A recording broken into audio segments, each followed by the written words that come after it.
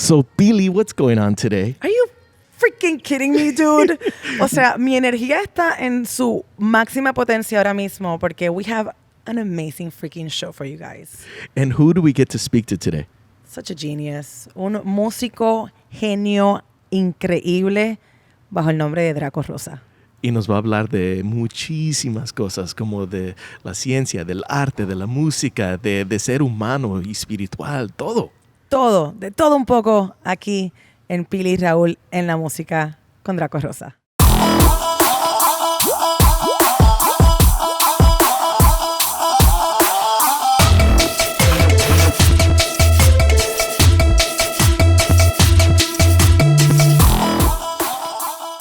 Well, I don't know how we got this lucky, but right in front of us is multi-talented, amazing human being, un corazón inmenso.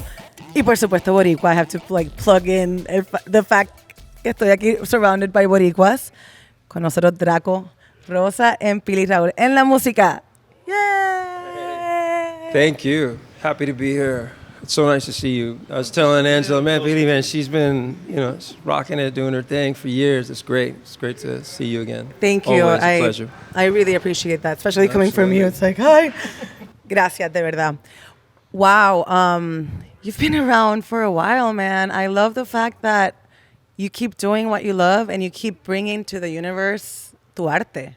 So grateful for that. Yeah, just what can I say? It's been a wild ride, and it continues to be just as exciting as it's better than ever, actually. Better for so many reasons. The fact that we're alive is a big deal. Health is a big deal, and be able to make music, to be able to hang out and do. There's so much to it that it's like I'm just really grateful. I'm just trying to do a lot in a little bit of time. I feel like, el tema del pasaporte prestado, it's like somebody gave me an extra 10 pages and I am trying to fill them as best I can. You're doing a great job at it también. Thank you for, after about 8 years, putting some new music out there. Because, man, we had been craving it. Had you been craving it? Had you been, itching for putting new music out? I think I was just itching to stay alive. Tell you the truth. I think that these things happen when they happened not last year, the year before last. When was the hurricane? Was it? I get lost. Dos años en it's going to be 2 years in September. So I think that initially it was just about staying alive, and staying healthy and being around. And then it only became, let's go do a record when, things seemed right and ready to do a record. And when I presented songs to Sony, it was a couple of demos. Toda la maqueta, they were like, oh, this is beautiful, let's do this record. And fact is, I didn't deliver that record. I went and delivered Monte Sagrado. That other record, I just started recording some songs off of that one. So, I don't know if I wanted to do anything. I think I was just trying to stay alive. To get back to your question, And it's like, I think the only thing you want is to be able to have a decent day. And that's just, decent day is just being healthy. Right. I mean, and surrounded by love and family. That is the hit. That is the best stock that you purchase. It's when it goes, and your health meter goes up. It's great. Now, tell us about the process of, porque yo nunca he estado obviamente en una reunión así donde un artista baila y presenta la nueva música a su record label. Walk us through that process. Are you even nervous about it? Are you like, I don't give a fuck, whatever. This is what I have. This is what I have. There's a part of you that doesn't give a fuck. And then there's a part of you that you want them to like it, because at the end of the day, they're your partners and you want everyone to be a part of it. So for as much as you don't give a fuck, because you have to not give a fuck, in order to survive, right? Because when you don't give a fuck is when you triumph the most, right? That's when you toma el riesgo como tu mejor compañero de viaje. I mean, at the end of the day, if you win large. And when you fall and you make the wrong decisions, it's a lot easier to get up because it was your own personal decision as opposed to somebody telling you, hey, you shouldn't do this, you should do that. So I've learned that even though it's a little bit rougher the ride, voy to the magic of whatever it is, the silliness that I wrap my head around, and I'll run with that. And do the butterflies set in, on occasion when you're showing a new Absolutely. project to somebody? Yeah, all that stuff happens. All that stuff. You don't want to eat that day. You don't sleep well the night before. Because at the end of the day, you're showing some raw fucking ideas, Some finished words, some words are not finished, sometimes they're complete, some of them are incomplete, but you know there's enough magic. You go, you know, I'm showing this because there's some magic, there's some beauty. And sure enough, there's a bunch of songs. They agreed to do them, and I just didn't deliver that album. I didn't, not because I was trying to do anything. I was just trying to be myself. And I found this new, renewed enthusiasm and fun. I had fun again in the studio, you know. It wasn't a dramatic sort of like, you know, intense process. A lot of it was a lot of fun. And I can tell. I mean, I just saw you, te vimos en el Vive Latino in Mexico. And man, you were having a blast up there, bailando, gozando. One thing that I love about seeing you live es tu interacción con los demás músicos. Because you're constantly looking at them. There's constantly that, like, ese idioma que nadie entiende más que ustedes, los músicos que están on stage. And it's just beautiful to watch because it's part of the entertainment. The biggest frustration is just not being able to have enough time to make sure that it's going to sound great. You know, it's really hard. And it's like ridiculous, you know, because, you know, I'm going to be 50 this year and I still have the same frustration that when I was in my 20s going on stage and worrying about knowing how great, you know, the musicians are with me, knowing how much of their virtuosity. Like, you know, we have Camacho plays bass and Toss. You know, these guys are amazing. They're such great musicians. Them alone, standalone, are just amazing. They're so powerful. So when I invite them to go play somewhere, and I feel like I don't, you know, I'm trying to respect, you know, their talent, and I can't because you don't get sound check, or, you know, there's a lot of bands, and, you know, you have to make do.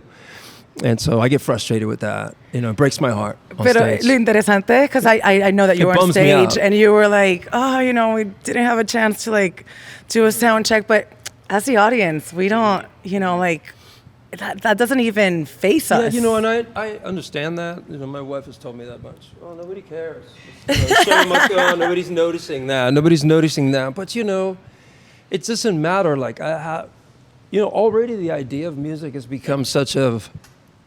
You know, the idea of repeating something, you know, hitting the repetition button for something that you call art, right? You have a piece, whether it's painting, that medium as a painter, you know, you don't do it twice. You do it once, and then people get to enjoy it. You can send it in the mail, and someone else enjoys it. The idea that an artist, a musician, has to constantly go to every city to reproduce un masterpiece, it's just ridiculous. I mean, how much honesty is there really behind repetition? People go, oh no, you repeat, you know, you break that wall, you're an outlier. Now you've hit the hours. Now you have mastered the grand craft of playing blah instrument or doing this, you know. And I think for an artist, for a creator, it's super damaging over the years because, you know, all it does is you become a parody of yourself. You constantly repeat yourself. And then it's that classic story, like, you know, whether it was, I always tell the story of, you know, whether it's Jimi Hendrix one day burning his guitar, igniting his guitar, and people going, oh my God, can't wait to see that again, right? They missed the point, to the point where you know, it's documented people would leave his show because he didn't like the guitar. And it was like, it was all right, it wasn't that good, right? Yet they didn't literally know, I mean, this is one of the greatest, if not the greatest guitar player to this day that has ever fucking stepped on this earth. I mean, with the kind of fluidity that he has. I mean, Clapton's great, and there's just the Steve Vais and all these virtuosos, but with the kind of heart and soul, like that man, I don't know. But yet, el público se amarra a momento, instance, you know, that matter, like the burning of the guitar. And those differences and those, you know, the free form part of the elements, or even the mistakes, you know, that adds a little bit of charm to those performances that, oh, remember when you were there and you got to see that, or remember when we played it like this and it just happened organically. Those are the moments that people treasure. No, that's true, you know, and those are the moments that I've been crucified for too over the years. And, you know, it's an interesting thing because I didn't grow up in the jam band circuit. You know, when I look back and go, wow, you know, I definitely would have been better off there, I think, you know, in that. And then because a lot of it is just so free. Yeah, it's music. People go, they go for that. They're not there so much as the idolatry behind an artist. They go there because they want to congregate with people and dance and have a great moment. And some songs they know, some songs they don't. Like anything, you're just, you know, you're having a great time with your significant other or some friends, and it's about that. But there is that fine line in the pop realm that it all revolves around the person, right? The head figure as the idol and as sort of this messenger as well. You have music, but we don't really care about the music. What we care about is what you stand for in your drama at home. I mean, how many times you've been divorced, or who are you fucking, who are you screwing? This is the kind of thing this is the world we live in. It goes totally against, music, unless you're a jazz player, unless you're a jam band. So I'm sort of at the fringes of what the fuck, where should I be? Even at this ripe age of fucking 49, it's almost like, I don't find that, Prince used to talk about there's joy in repetition, even have a fucking song, the song, right? That there's joy in repetition, right? And Prince, and, I tend to disagree, I disagree only because as I've traveled the world, there's some joy in the adventure and the unknown, right? That's the real joy. You want to feel your heart pumping and you want to get excited about something, the idea that, there's joy in repetition, maybe. I mean, I've wanted to actually do a bunch of covers of my own stuff only to try to keep it honest. Mm-hmm. I'll change chords, I'll change some words. And challenging for yourself too. I'd like to say it's not challenging. It's not challenging. It's the natural thing that occurs with me. What's challenging to me is repeating this shit every night. I mean, I have a notebook that I have. Sometimes I use it, and most of the time it's to remind me to stay with the fucking structure of the song. And don't veer off into the moment too much, because the moment can be about so many things, When in the early years with Maggie's Dream, I would go and read, Greek mythology, because that's what I wanted to do that night. Mind you, the house, we do Hoboken one night, and it was full house. By the time I ended my reading of Greek mythology, there was only Josh Deutsch, the fucking A&R left, and maybe 2 or 3 other people. Everyone's offended, everyone's pissed, the band is ready to punch me in the face, and this was another reality of being yourself and enjoying yourself and everyone else having a terrible time. So there's the other side, So anyway, I say this because on the flip side, there's that other side. It's like, dude, what are you doing? People are coming to hear this song, and so there's that other side of it. And, being an ex-integrante Menudo, where everything was just so, it's like this menu, You open it up, get the first one, everybody, it's white bean soup, you good? All right, white bean soup, 8 o'clock sharp, right? And as soon as I give the cue, then we're going to roasted chicken meatballs, okay? And we're like, okay, Capitan, right. And that was Menudo, It's like there's no veering, and te dan un regaño cabrón if you were going to walk and be yourself. Wow.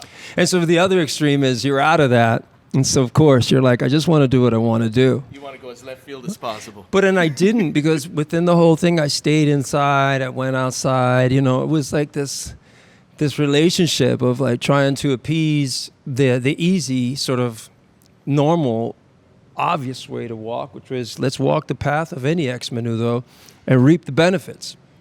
And so I may have walked away from a lot of money and walked away from a lot of opportunities, meeting certain people that were famous at the time, that mattered at the time. And she's been around long enough to know, like, just random stuff, that opportunities, whether it's to go and sing with a great artist and on, the Grammys with the era of Mad Love. And I was like, no, that's stupid, And then everybody's like, this motherfucker's complicated, right? Or, oh, you got to go right with Madonna. I'm like, right with Madonna? Fuck Madonna, right? That was, I'm just saying, right? But then I look back, I go, fuck, I should have said hi to Madonna. Right. What was I thinking? This is where I'm at. I'm always, I don't know what the fuck I'm doing.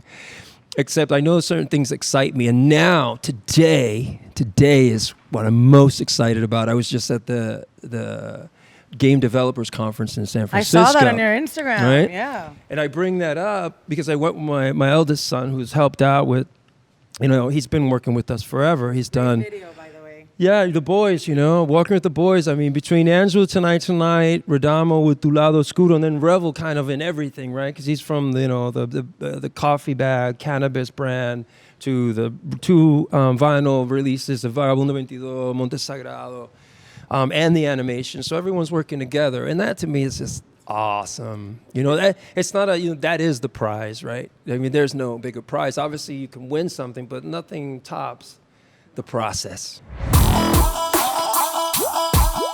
It's super exciting to hear how much Draco involves his family in his creative process, and also how much he is involved with Puerto Rico and the community there.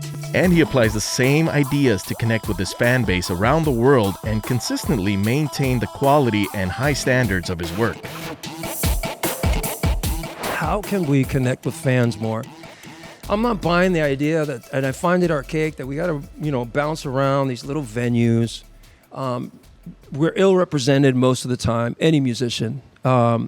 In what way? In the way of sound and quality, it's the thing. There's the consumption as an individual of music. I've consumed great music. I know what quality is. I know how to define more quality in the studio. I know what it takes. I'm at that point in my life. I know that I can get something to sound great. Whether or not the song works, hey, that's who knows. Otra cosa. Not the point. But getting quality and feeling like this is good. Everything's in tune. The boys were great. Everybody that played were amazing. These lyrics are awesome. Tweaked here, tweaked there. To get to that point is amazing. But the reality is, how do I go and if I keep going and I put the record out, now all of a sudden I'm cut off from quality, right? Now I got to go and defend myself in these random little clubs that are shit. Yeah. A lot of these little venues, but they add to a whole tour. It's always money, right? How do you keep biatico, travel, flying people around, dealing with everybody's emotions, and then it's like a babysitting job. And everybody says it's a babysitting job, but somebody's remember, we all have to answer to somebody, and somebody's babysitting. I feel like I'm babysitting someone, somebody's feeling they're babysitting me. And this is the full on, we're all babysitting each other, that's the thing. Nobody talks about that, everybody's like, oh, I feel like I'm babysitting. It's like, well, have you ever thought that somebody's babysitting you too? But I think the biggest frustration is that you want to take it through, from the beginning, which is like, hey, I have this silly idea that turns out to becoming a great song, and then you te le das cariño, and then all of a sudden you send it off, and then when you go and defend it, amps are crap, or sounds feedback, or the stage is super uncomfortable, everyone's pissed. Then the lifestyle, right? It's like, oh, you get pizza at the end, and it's like. There comes a point, it's like, oh, you could do this, in your 20s and stuff. I'm like, it's not about that. I just wonder if I have more access to people. To me, the real world now is here. It's here, where we're right now going through, and this is about these people that go on the podcast, people that are online most of the time. But I think the majority of the time in the business, that the potential of us doing more business and being in touch with more people is definitely on the internet. Well, you were kind of embracing the avatar before the avatar. And there's a name that resonates, Ian Blake. Oh, yeah. And Ian Blake. How did that come about, and where do you see that person in relation to Draco? Well, I think a lot of it was just a bunch of youth and confusion, fear out of being attached to any one thing. Menudo was such a big imprint, right? That I think that I naturally, like most people when they start young, you try to avoid that conversation as much as possible. I made an effort to actually record a couple of Menudo songs while being a solo artist, thought that was the punk rock thing to do, right? I thought, I'm going to go my first solo album, I'm doing, a Menudo song, because I thought that was like a fuck you to the system. And I've done that over time, but it doesn't take away the fact that I think these names pop up out of deep insecurities, because you're like just not feeling, you feel like I got to create this other persona to be able to, number one, deliver a job that I've never done. So I can say, oh, he fucked up, it wasn't me. Right. And whether it was for like Anita one day to do her record and being like the first woman, I was like, wow, I got to be Dolores el Infante, And I thought that helped me. But the fact is, that was a quick... there's nothing deep about it. It's William Blake and Ian Asbury from The Cult. Big fan here. Love your drawings and your words. I am Ian Blake now, I mean, what's Bob Dylan's real name? It's not Bob Dylan, right? And Dylan comes from the other, Dylan Thomas, right? The other writer.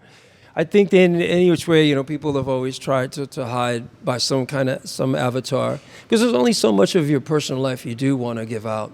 But what has changed by becoming ill is given my life purpose, Because I remember being in Ecuador, super depressed, in Cuenca, thinking about, what is this? This is so silly. This is so silly, What's the point of all this? I remember getting sick after that, So the point of all this is this, to be of service to other people and to, collaborate. in many ways. Yeah. We got to talk about the feminine power in your life. Mencionaste Nita ahora. Obviamente, Ángela está aquí contigo, and she's been with you through your entire life. Thin, I mean, o sea, exacto, through thick and thin. Diana, que es part of your management. Y tenemos canciones como Penelope, Blanca Mujer. Tell us about how the feminine force has influenced your life and your work. You know, again, going back to the early 80s and being surrounded by so many women, you know, all the time, right? Menudo was just like, it was just females everywhere, you know. I think when I met Angela, you know, when I met Angela, I was like, you know, she could be the mother of my children. This is a whole other level stuff. And I think I just ran with that, became obsessed with it, ran with it, and here we are. You know, through tough times, you know, and, you know, because, you know, life's tough. You know, sometimes indirectly it affects you on so many levels. People, friends, shit you read, shit you consume. And yeah, we get along, we work well together, and we have an intense relationship. You know, we play hard. I love it. Mucha gente obviamente piensa que Vagabundo es like el álbum. Hey. But for me, it's always been Songbirds and Roosters. Yeah, it's interesting. And I know, and the reason why is because it talked to me in a very genuine way, in a very vulnerable way when I needed it the most. And that's the power of music, ¿no? Y para mí mi canción favorita de Draco is Nymph. Oh, that's a pretty jam. Yeah. Which unfortunately I've never heard you play live, but hopefully now that I've planted the seed. No, well, actually my goal is to play a lot more live from the studio, and I'm going to be doing these rarities. And I'm going to do even songs that I did in Menudo. Like, I'm going to go through everything. Every cover I've done, every freaking song I've done, I'm going to document. Well, I hope I get an invite. That's my goal. Yeah. To play often, but in a controlled environment, just so I know what I'm getting at the end. You know, when we went and played Paste, and that was nice. Very, you know, the gear was minimalist and it sounded great. And so I'm hoping to achieve that. I think I can represent better the music and have a better relationship than going even to your town, fortunately, where you and I will never speak. And the chances are your system there in that dive is not very good. So we're always cutting corners and trying to just, it's just the show must go on. It's like, oh, fuck all these old fucking archaic fucking ways of looking at it. It's like, no, I know how I can offer you quality, and it's got to be this way. Esa mentalidad de perfeccionista es lo que lo distingue. Well, yeah, and another thing that has always set Draco apart is his energy and presence on stage. I mean, it's amazing, as well as his connection and natural fluidity with his fellow musicians. You've always been one to push that envelope, break the boundaries, but at the same time, working on your solo stuff, I love a lot of these collaborations with people like Rubén Blades or Juan Luis Guerra, you know, and are we going to see something more like that in the future, maybe? I mean, I don't know. When I think of music, I think about experimentation, you know. The idea of collaborating with folks is a good idea when it happens, if it works out, if it feels right, if it's not complicated. If there's some genuine love there, something has to be real, something has to be authentic about it. The duets that we did with Vida was a lot of fun. It was a very, you know, interesting moment because a few people called right away, and a few other people didn't return your calls. They didn't. They were like, well, they have all these important people there, and the guy's probably gonna die. Maybe I should show up. And so a few people came towards the end. You know, we don't want to say who, but early on there were a few people. I'll tell you who came on early on. You know, Bumburi, Rubén Blades, Feliciano, Jose Feliciano, Juan Luis Guerra early on. Juan came on early on. And Calle 13 came on early on. And Tego came on early on. And I invited Mima, she was local. And Anita came on early on. But there was a moment where it was like last minute, oh, so-and-so called, they want to be on it too. And I'm like, well, shit, that was like, email number 40 or whatever. You're like, not from me, from other people too. Hey, coqui, you know. that's a Puerto Rican version of crickets. Yeah, You're like yeah, calling yeah, people yeah, like, coqui. You know. Hablando de Coqui, Puerto Rico Sí. y Montserrado también. Sí. I mean, you're back en nuestras raíces, en Utuado, hermoso, hermoso pueblo en Puerto Rico.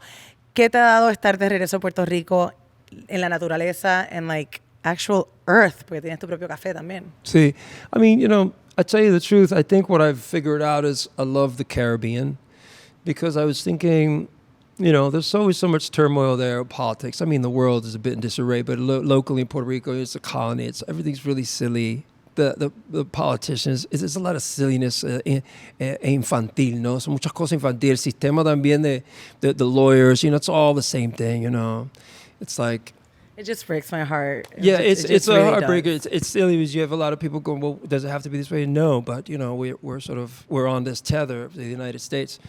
And I don't believe in being alone because it's really tough. Actually, you know, unification, I'm all for it. Community, I believe in that. I think for us to survive, it's wonderful because it's beautiful. And, you know, I have the benefits, obviously, of living more in a bubble, right?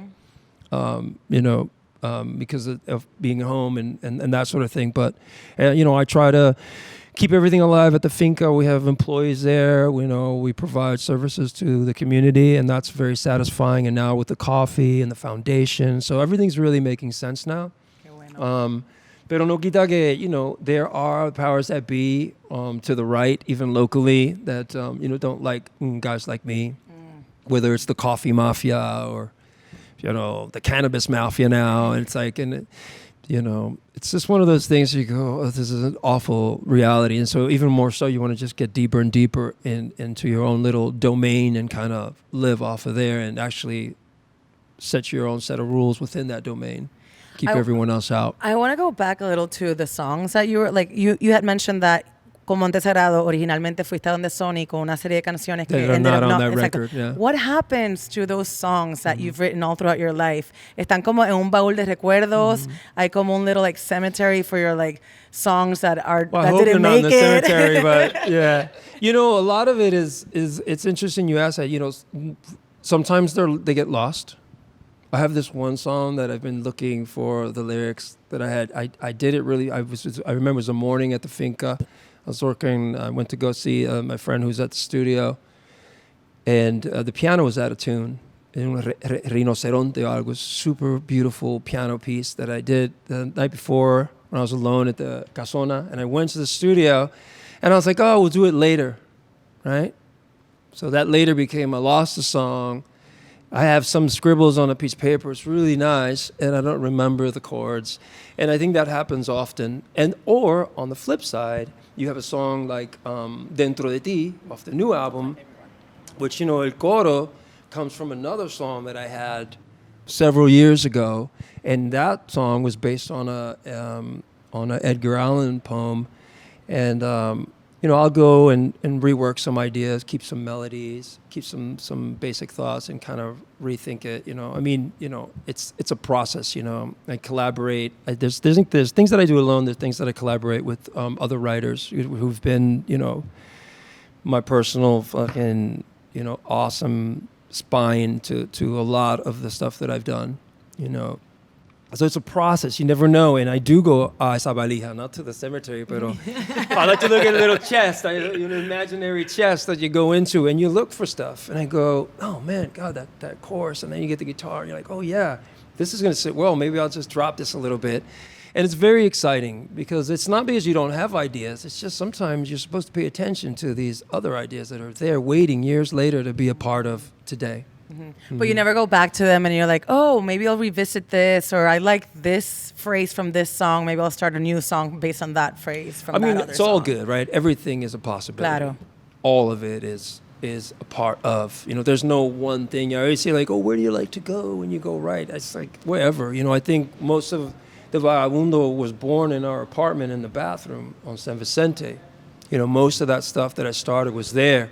Then, you know, I'd say, then once I made it to Spain and then I made it to the UK, you know, fue floreciendo un poco más, Vagabundo, Penelope at the hotel. A lot of like Blanca Mujer I started when I had Blanca Mujer when I had Frío. Blanca Mujer's been around since Frio from when I was staying at the Holiday Inn in Madrid in 1992 or something, 93. What song have you written that suddenly became like a hit? Y en tu vida hubieses pensado tú que se iba a There's a convertir bunch of those. And they're usually the biggest ones, like, María, 1, 2, 3, eso fue jodiendo, eso está ahí portándose uno mal en el estudio, being silly.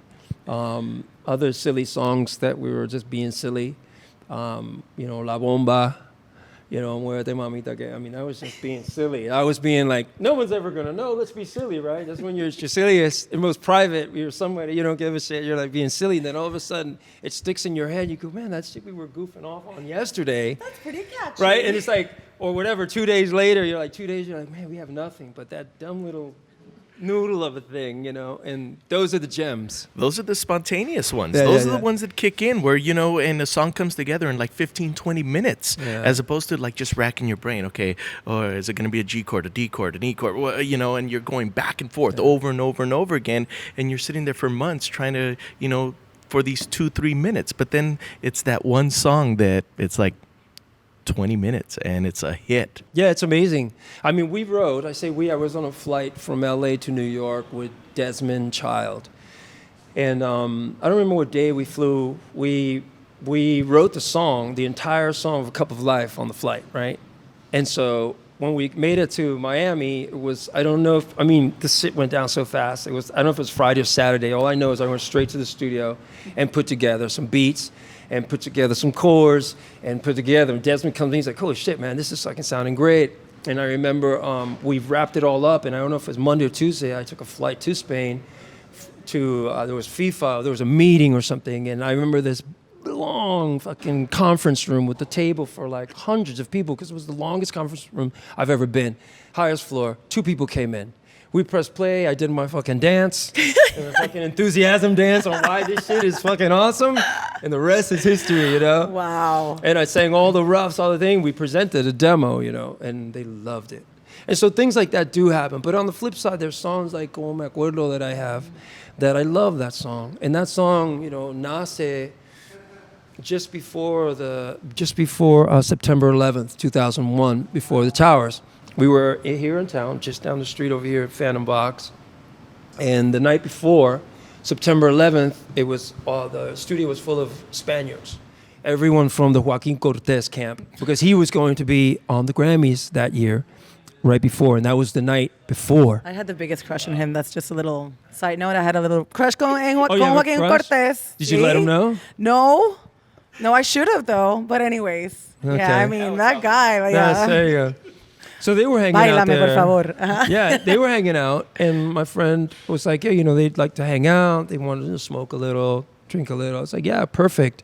And, and Como Me Acuerdo was already, we were working on it. It was something magical about it. Weren't clear. That night, we weren't clear, but that night I remember grabbing a couple of elements, una flautita, that ended up, everything I did that night ended up or in Dancing in the Rain, in Noche Fría, or in Como Me Acuerdo. Everything from that night. Wow. So I recorded Las Palmas, porque estaban los españoles, la chica cantando, el otro, and all these things were like mashed into all these 3 pieces.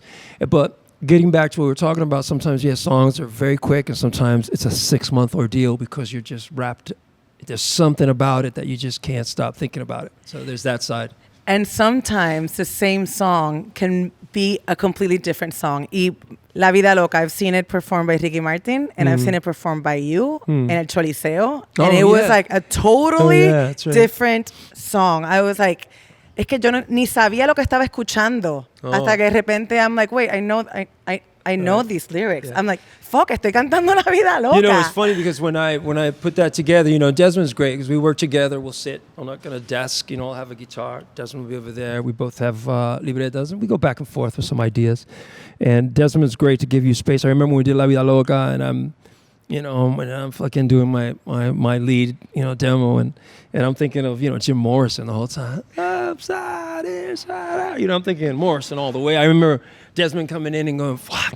He's like, we gotta just make it a little more pop, I'm like, fuck, it's great though. He's like, no, it's awesome, but remember, it's Ricky. I'm like, oh yeah. Then we kind of, polished it up a little, and it all worked Except out. it wasn't a little bit more pop. It was a little bit more pop. It was a lot more pop, and and it was great working with Desmond because he's from that side, that extreme side of commercial sort of hit songs, So that was a great schooling. Because yo me dejo llevar por las pasiones por un momento, So it's good to work with other people when you team up with someone that they represent the other side of the coin. And you trust as well. I mean, you build it over time, It's a process. Trust is a process. Angela, can I put you on the spot and just ask you, what is your favorite Draco song? Oh, I like this song. It's not out yet. It's called Mil Mañanas. I really like that one. And I like It's Our Time. These are all songs that are not even out yet. No. So this is the new stuff. Yeah, I mean, Angela's been obviously part of my muse, it's no secret. I think that I was, if I had to edit my peak of madness was Mad Love, I think that's my peak of madness. Right. Total madness. She's my California girl. Oh, sweet. Yeah, she's my California girl, And the whole thing was about that. You look at it, it was just, I was so, intense, this obsession thing. You was? Yeah. I say was because I'm more at ease. I'm just older now, But back then I was an intense guy to fucking be connected with on that level. Well, I love that immediately you have a huge discography and you ask her for her favorite and she's all like, no, it's something that's new, that's coming. Mm-hmm. And you guys share that. Man, I can see the way you guys work together. It's like, F it, we're looking to the future, al futuro. Solamente, it's like, let's not look back. It's like, so I get that. And big kudos to you because obviously you've been through a lot. There's been ups, there's been downs, but you're still like just pushing forward. Yeah, I mean, it's an intense thing, and I think that when you start hitting this age of 50, you can't help but question so much, life, new perspectives, or you start realizing, wow, my mind is actually more exciting than ever. The mind is actually the best ever, right? And in your own mind, it's like, wow, this is so exciting. I'm more at ease making decisions. I can think quickly, I can make decisions quicker. I'm just more at ease.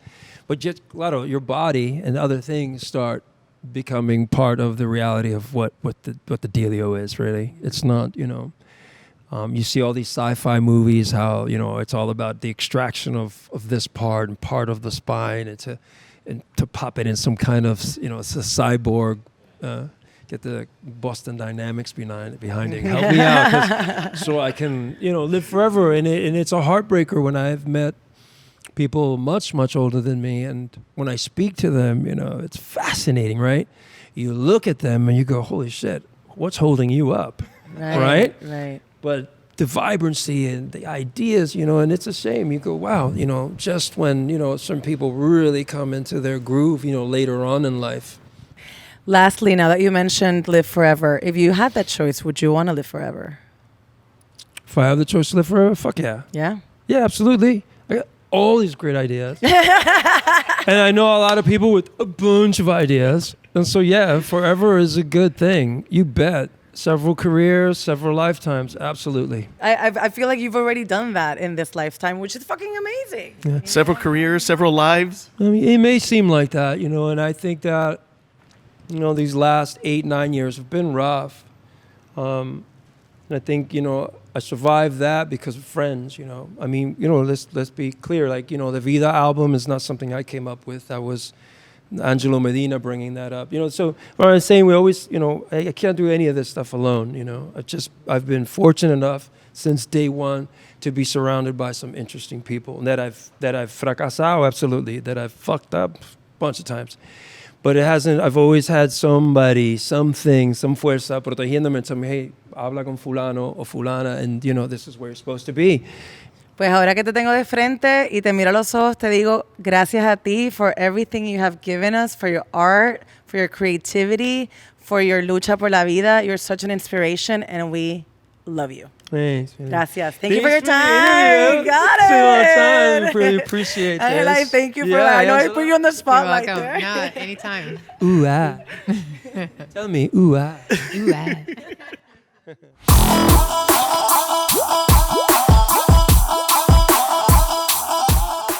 Gracias for checking out our podcast. Hey, and special thanks to Ulises El Licenciado Lozano for our amazing theme song. And can't forget about our sponsors, Pili. No, Raúl, United Airlines, Shure Microphones, and Jack Daniels, gracias for supporting La Música Latina. And for more information and other episodes, be sure to subscribe to our podcast at Pili, Raúl and La Música. Hey, make sure to tell your tía, abuelo, primas, everybody to subscribe. A todos.